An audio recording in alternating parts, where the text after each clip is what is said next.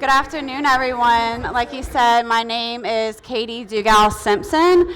I'm actually from and reside in New Orleans, Louisiana, and this is my first time in Canada and my first time attending the summit. So it's been really great so far, and I'm just genuinely honored to be here in a room full of high-level performers who are willing to continue to learn and grow. I think that says a lot about who y'all are as leaders and the impact you're making. I'm also here as a learner and grower, so excited to be here. Yesterday was very impactful and looking forward to the sessions this afternoon. Before we dive in, I want to start with a quick reflection. I want you to think about the first person who truly believed in you, maybe when you didn't believe in yourself yet, and what that belief unlocked for you. So I want you to think about that person. Maybe it's an early mentor in your career. Maybe it's a high school coach or a friend from a church group. And think about what that belief unlocked for you. For me, that was our managing partner who was our CEO.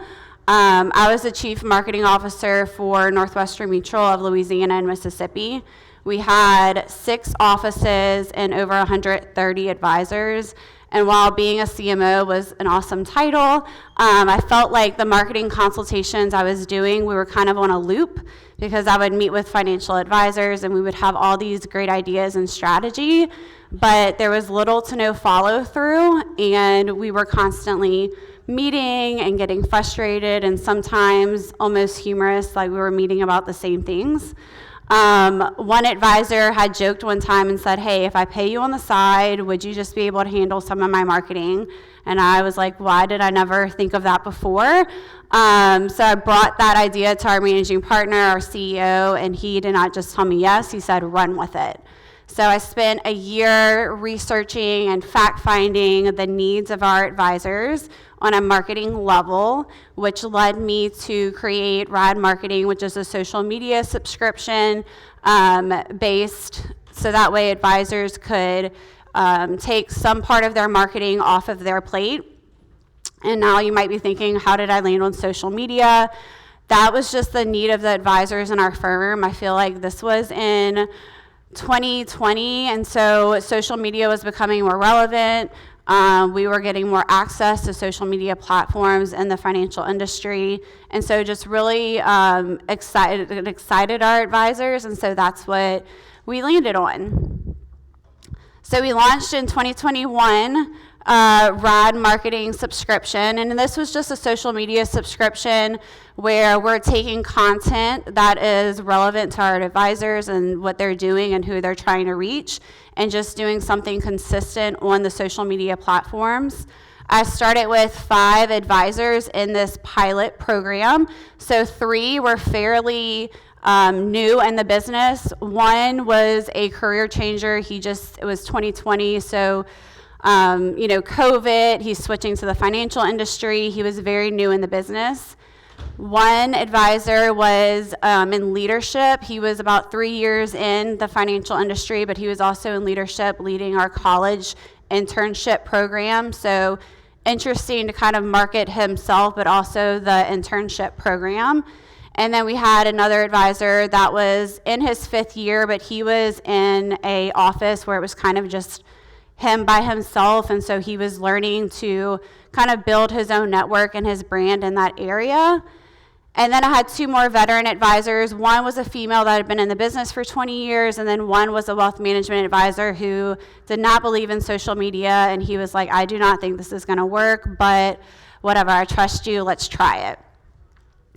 So this is what we did. We just did some consistent content that I created and executed for them. We were posting these probably 2 to 3 times a week in a mix with articles.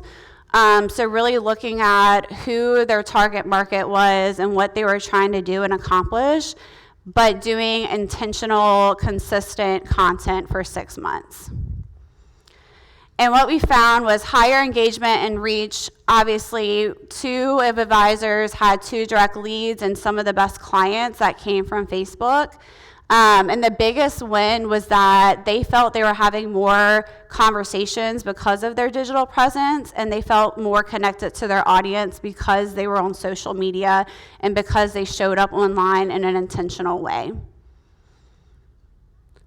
This was some of their direct feedback, which I loved. Was the coolest feeling is someone recognizing who you are from Facebook and knowing you as a finance guy that all his buddies are using.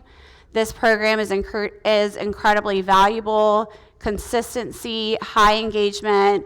This was kind of the first time these advisors were seeing their brand come to life on a social media platform, so it was really new and engaging for them.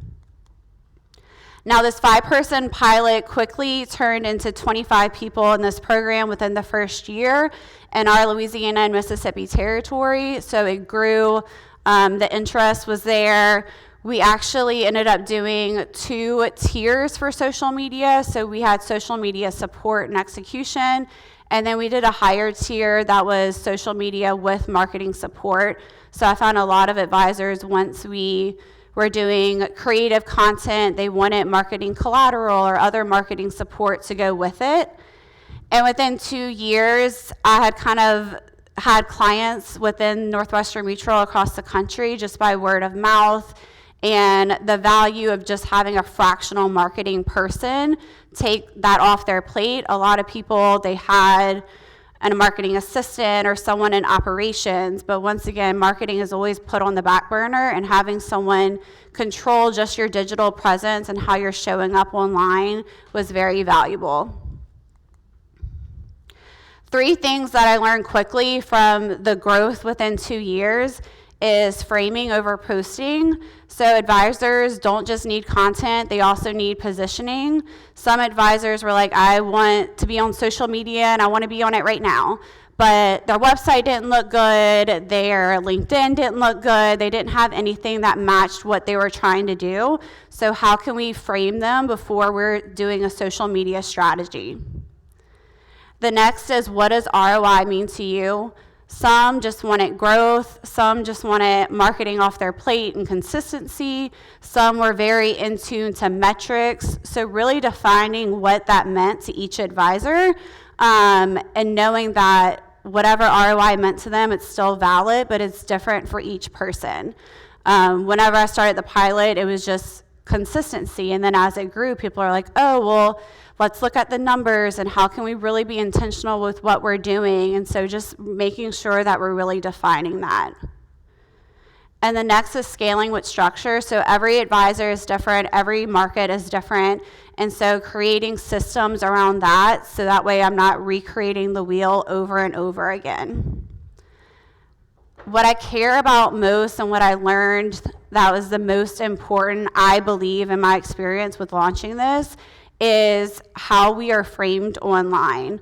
So whenever you are meeting with someone or a client or prospect looks you up, what they see online is their first impression of you, and it's how they're framing you. And so we look at, before I do anything, we're like, how are you being framed? Whenever you Google yourself, what pops up? How are you engaging on LinkedIn, Facebook, Instagram, TikTok? And what does that say about you and who you are? Because these clients and prospects are trusting you with something that's very intimate, their financial conversations. And it doesn't matter, you know, how you are in person. If what you look like online isn't aligned with what they're looking for, that's an easy way to either build or destroy trust. So we look up how you're showing up, what people are looking like, how do you compare to other people that you're working with, and really just starting with how we're being framed. The next thing I do is I go through a marketing fact finder with advisors. So if you're an advisor or you are meeting with a client and you're onboarding them, you probably have some sort of fact finder or onboarding booklet where you go through who they are, what their goals are, what do their finances look like, so that way you can build a financial plan for your client or prospect. Same thing with marketing. I found that there wasn't one, at least where I work, and so I created one that goes through their mission, their vision, their values, What has worked in marketing that, or what have they done in marketing that really worked well, and what have they done in marketing that maybe did not work so well? How are they showing up on social media? What does their ideal client look like, or who are they meeting with right now that maybe they want to meet with other people? And I use this as just kind of a playbook for not only how we're framing them, but how we do our social media strategy and any marketing initiatives that might evolve from the work that we're doing.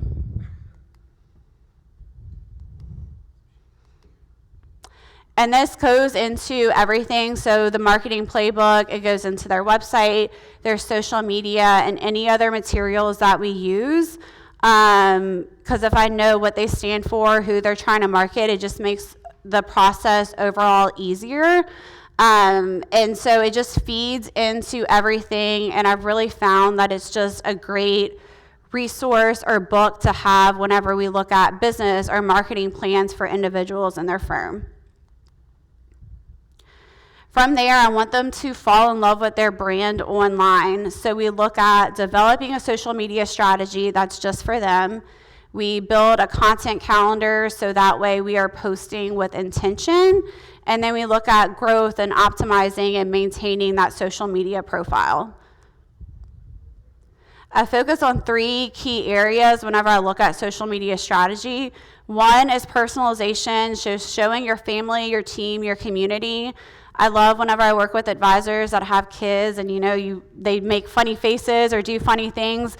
This picture is an advisor that I work with. She took her daughter to Disney, and I posted this picture going on a ride. And so we had just captioned it like, "Are you scared of financial free falls?" So just kind of taking what you're doing or showcasing real people, what you're doing in the community, and then relating it back to financial planning. The second is thought leadership. So we're posting financial education, but using your voice. So just taking financial literacy pieces and making sure that the language that you would use in a meeting is kind of how we are presenting it online and doing it in a very pleasing way. And then niche content, so we're speaking to who you're trying to reach, whether that's medical professionals, business owners, the medical market, attorneys, whatever that is, we're tailoring content to that market. We also look at what makes you different than the rest. So this is an advisor that I work with. Her name's Anitra. She is actually the most tenured Black female advisor in Northwestern Mutual, one of the most tenured Black female advisors at Northwestern Mutual. She has 18 plus years in the business, and something that we work on with her is she's really targeting the Black community and specifically Black females. And so we share her story, and she wants to empower Black females, whether they're single, married, divorced, widowed. So all of our content is being tailored towards that. In addition, there is a need for more Black females in financial services, so we're positioning her as being a stepping stool and being a leader and mentoring other women that want to get into the industry. So this is a campaign that we had did for Black History Month, where we're like, she is Black history, and we threw some statistics in there. So really just positioning to that market and what is going to make her different and stand out in that marketplace. Here's another example of an advisor. His business is kind of built on faith and family. So he is moving into a new building in a few months, and they did a prayer walk throughout the building where they prayed over the walls in the conferences room where they'll have the most intimate conversations. And that's just something unique to them, and they're showcasing that this is something that they believe in and love to do. We also showcase their awards, so Best in State Wealth Management Advisor, and then what they're doing in the community. So they went to the Berkshire in Omaha with Warren Buffett, and we did kind of like an interview style reel to showcase what they learned and what they can bring back to their clients. And then what makes you the firm of choice for your market? So here's another firm. They're heavily targeting 1099 medical market and business owners. So we showcase that They're doing planned giving at local universities, and inflation is up, but the cost of protecting your future isn't. And just making sure that if you're a business owner or medical professional and you look at their profile, what they're posting is resonating with what you're going through. Here's some other examples of content that we put out. So National 401k Day, we're kind of highlighting different awareness days that align with the market, designations to show your expertise, events that would increase the need for life insurance, baby registry finance edition. So there was an advisor, he just had his first child, and so we kind of did a play on a baby registry, but for finance. And then we also bring some fun to it. So March Madness Financial Planning Edition, Cinco de Mayo, the pumpkin spice latte, this advisor approves of it. So just kind of throw in some fun content in there as well that shows their personalities. And then also celebrating the people within the firm. So anytime an advisor, is on a podcast or wins an award or we're welcoming a new team member, I have a list of anniversaries and birthdays for all the advisors and all of their team members. So we make sure that we highlight those as well. And we find that actually whenever we highlight what the team is doing, not just the advisor, and whenever we highlight females, we get a lot more engagement than highlighting the actual advisor. And then there's different levels of different branding. So a lot of financial advisors I find are not just marketing their business, but they're marketing the career opportunity too, of why you should go independent or join their firm or join the financial industry.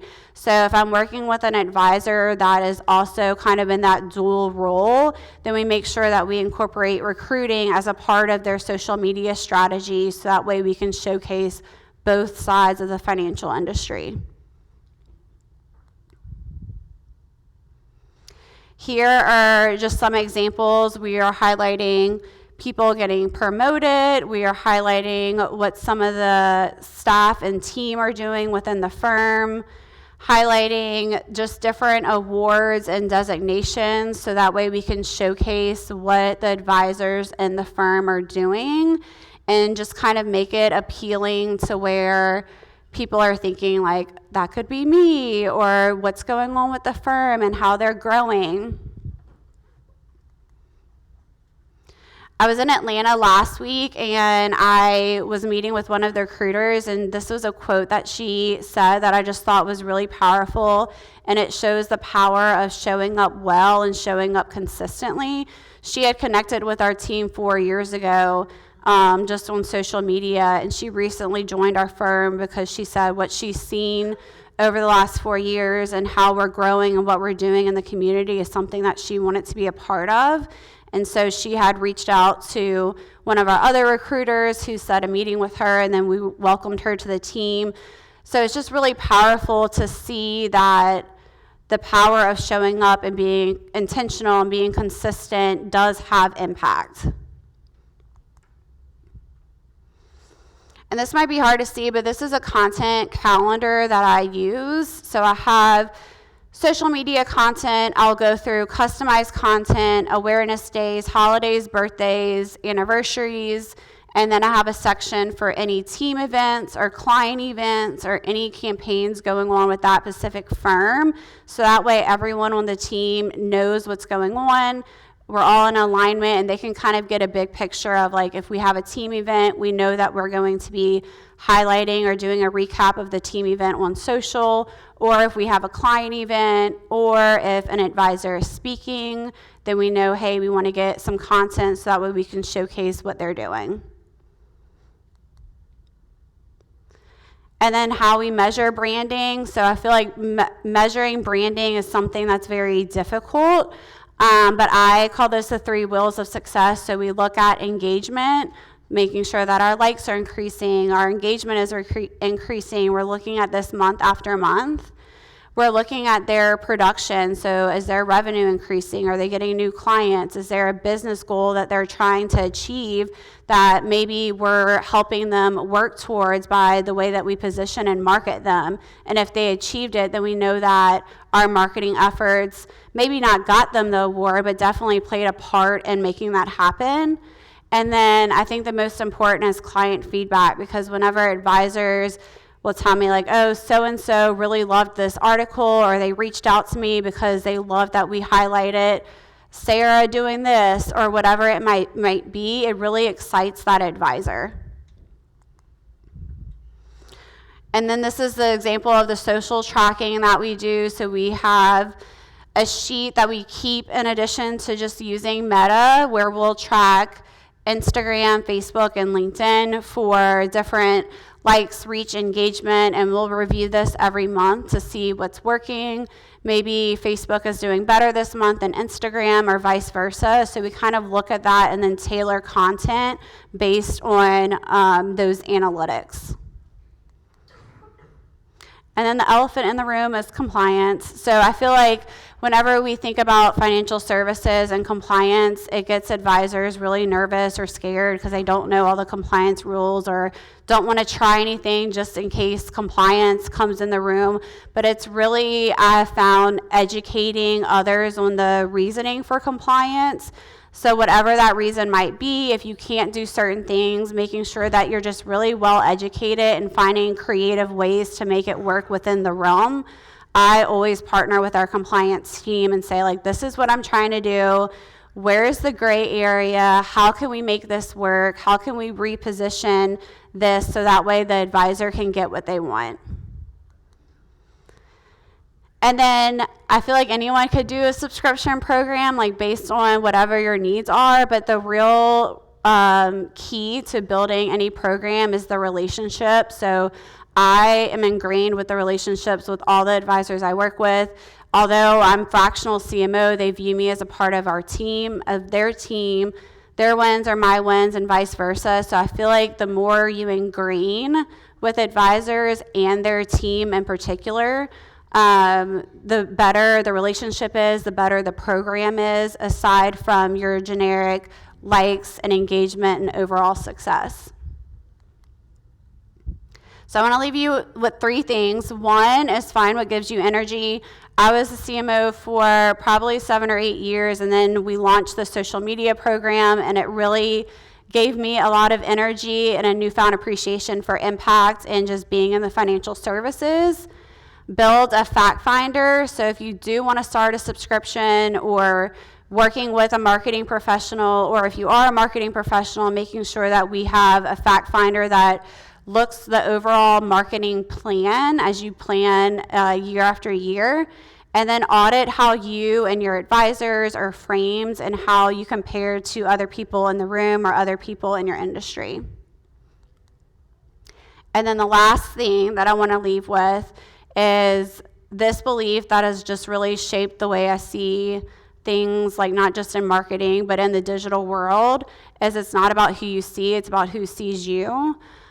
This is something that my dad has ingrained in my head since I was in high school, where, you think marketing and you're like, who am I going to reach? Who am I trying to target? And you're thinking about the people that you're going to meet with. But 9 out of 10 times, you're not really thinking about who's really seeing you. So at first, it used to be like how you show up places. So if I was going to college class in like sweatpants or going to a networking event, it's like, oh, it doesn't matter. Like, I'm not running into so-and-so, or I'm not going to see this person, so I might dress differently. My dad would say, well, it's not about who you see, it's about who sees you. And at first I was like, okay, Dad's just being protective or whatever. But in today's digital world, it doesn't matter if you're in sweatpants or in a suit. People are looking you up, and that's their first impression of you before you even stutter a word or meet with them. And so as you set meetings and do things, you have COIs, recruits, clients, prospects. They're Googling you and making that first impression. And your presence is your perception. So it's just really important, if you don't take anything from today, just knowing that the awareness of it's not who you see, it's who sees you.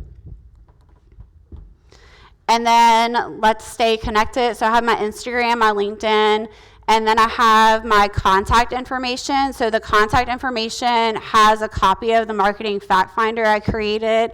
If you want to steal it, download it, refine it, just kind of give you a starting point to build your framework.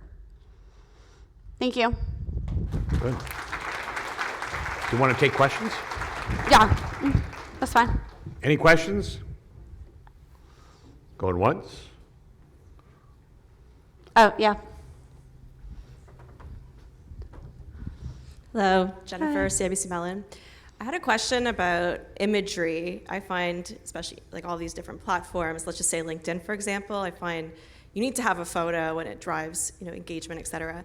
So I'm wondering if you have any tips about creating those images. I assume it's your firm that creates it for the advisors, but for us here, is there a certain like a program that you suggest, or any tips at all? Obviously, we want it to be high res, but any commentary that you could provide, any quick tips on the photos? Thank you. Yeah, so for the advisors, I always suggest doing a branding photo shoot, and I'll help guide them on how to do like a mock meeting or different things, so that way we have photos to use, not just for a team photo for their website, but we could use it throughout social. So we try to do at least like 2 photo shoots a year for that advisor, depending on how many images we get. Outside of that, like using family photos, or if they're on vacation and we want to highlight that they're, I don't know, visiting this conference, for example. Like if I know that they're going somewhere or doing something, I'm always like, take pictures. And it kind of takes them a while to get it. And by the time we're like working 4 or 5 months, they're like, all right, we're going to this, we're taking a picture for Katie. So that, I hope that helps. Other than that, I'll just use like generic photos if I'm using something, and I use Canva for to access pictures. I think there's a question over here too.